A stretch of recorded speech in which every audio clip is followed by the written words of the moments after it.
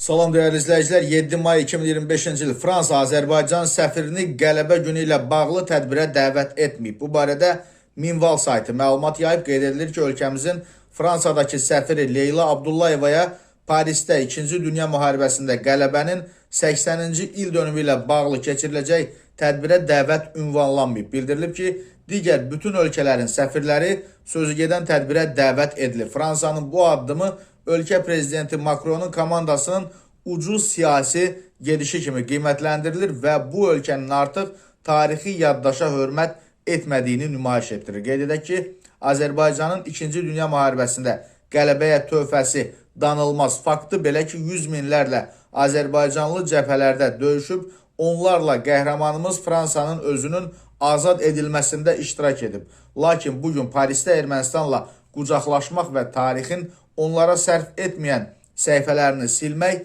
dəbdədir. Hətta burada söhbət Avropanı faşizmdən xilas edən insanların şücaətindən getsə belə.